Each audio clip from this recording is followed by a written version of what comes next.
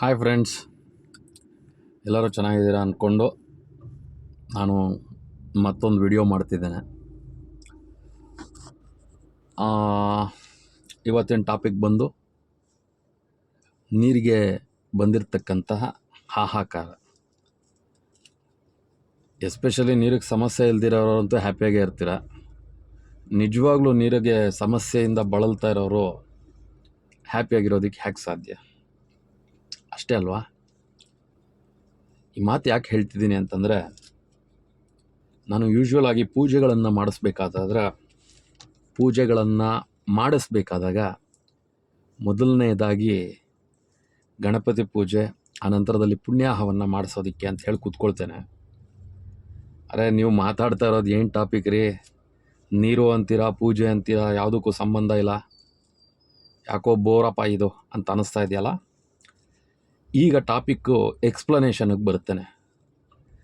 ಪೂಜೆಯ ಪ್ರಾರಂಭದಲ್ಲಿ ನಾವು ಈ ಪುಣ್ಯಾಹ ವಾಚನ, ಅಂದರೆ ಮೊದಲನೇ ಗಣಪತಿ ಪೂಜೆ ಮಾಡಿದ ಮೇಲೆ ಮಾಡ್ತಕ್ಕಂಥ ಪುಣ್ಯಾಹ ವಾಚನದಲ್ಲಿ ವಾಸ್ತು ಮತ್ತು ವರುಣನಿಗೆ ಪೂಜೆಯನ್ನು ಮಾಡ್ತೇವೆ. ವಾಸ್ತು ಮತ್ತು ವರುಣ ಅಂದರೆ ಕ್ಷೇತ್ರ ಅಲ್ಲಪ್ಪ, ವರುಣ ಅಂದರೆ ವಾಟರ್, ನೀರು, ವರುಣ ದೇವ.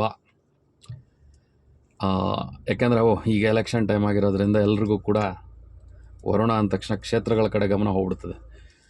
ಆದರೂ ನಾನು ಮಧ್ಯದಲ್ಲಿ ನಿಮ್ಮನ್ನೆಲ್ಲ ನಗಿಸ್ಬೇಕು ಅನ್ನೋದಕ್ಕೋಸ್ಕರ ಈ ರೀತಿಯಾಗಿ ಪದಗಳನ್ನು ಎಕ್ಸ್ಪ್ಲನೇಷನ್ ಕೊಡ್ತೀನಿ. ಪದಗಳಿಗೆ ಕೂಡ ಎಕ್ಸ್ಪ್ಲನೇಷನ್ ಕೊಡ್ತೀನಿ. ವರುಣ ಅಂದರೆ ಎರಡು ಅರ್ಥ ಬರ್ತದೆ. ಒಂದು ಸ್ಥಳ, ವರುಣ ಅಂತಕ್ಕಂಥದ್ದು ಒಂದು ಸ್ಥಳ. ಹಾಗೆ ವರುಣ ಅಂತಕ್ಕಂಥದ್ದು ನೀರು, ಅಂದರೆ ವಾಟರ್.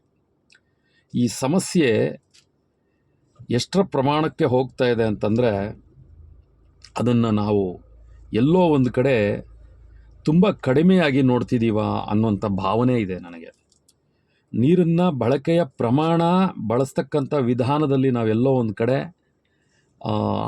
ಮರ್ತಿದ್ದೀವ, ಇಲ್ಲ ಅದ್ರ ಕಡೆ ಗಮನ ಹರಿಸ್ಬೇಕಾ ಅನ್ನೋ ವಿಚಾರವಾಗಿ ಈ ವಿಡಿಯೋವನ್ನು ಮಾಡ್ತಾಯಿದ್ದೇನೆ. ಹಾಗಿದ್ದರೆ ಈ ವಾಸ್ತು ಏನೋ, ವರುಣ ಏನು? ಆ್ಯಕ್ಚುಲಿ ಟಾಪಿಕ್ ನಾನು ತೊಗೊಂಡಿರ್ತಕ್ಕಂಥದ್ದು ಬಂದು ವಾಟರ್, ಅಂದರೆ ವರುಣ. ಸೊ ಅದರಿಂದ ವಾಸ್ತುವಿನ ಬಗ್ಗೆ ನಾನು ನಂತರದ ದಿನಗಳಲ್ಲಿ ನನಗೆ ಸಮಯ ಇದ್ದಾಗ ನಾನು ವಿಡಿಯೋ ಮಾಡ್ತೇನೆ. ಈಗ ವರುಣನ ಬಗ್ಗೆ ಹೇಳ್ಕೊಂಡು ಹೋಗ್ತೇನೆ. ನಾವು ಆ ವರುಣನನ್ನು ದೇವರಿಗೆ ಸಮ ಅಂತ ಕರೆದ್ವಿ. ವರುಣ ಅಂದರೆ ವಾಟರನ್ನು ನಾವು ದೇವರಿಗೆ, ಭಗವಂತನಿಗೆ ಹೋಲಿಸಿದ್ವಿ.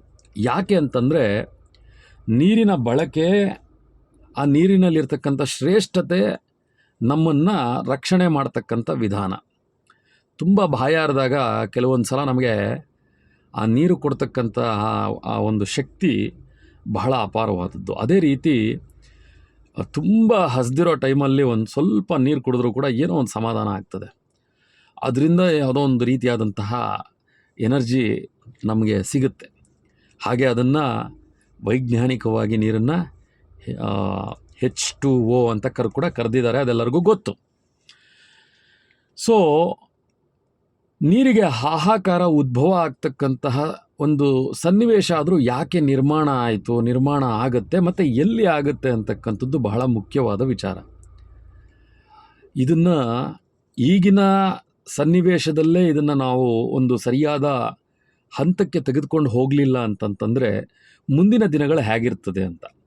ಇವತ್ತಿನ ದಿನ ಎಲ್ರಿಗೂ ಗೊತ್ತು, ಏಕೆಂದರೆ ಇದು ನಾನು ಹೇಳ್ತಾ ಇರ್ತಕ್ಕಂಥದ್ದಲ್ಲ.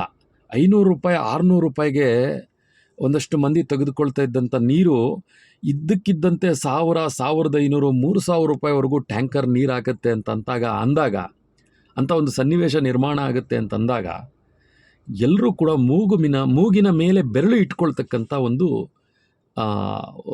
ಒಂದು ರೀತಿಯಾದಂತಹ ದಿನಗಳನ್ನ ನಾವು ನೋಡ್ತಾ ಇದ್ದೀವಿ ಅಂತಂತಂದರೆ ಇದು ಒಂದು ರೀತಿಯಾದಂಥ ಭಯದ ವಾತಾವರಣ ಅಂದರೂ ಕೂಡ ತಪ್ಪಲ್ಲ.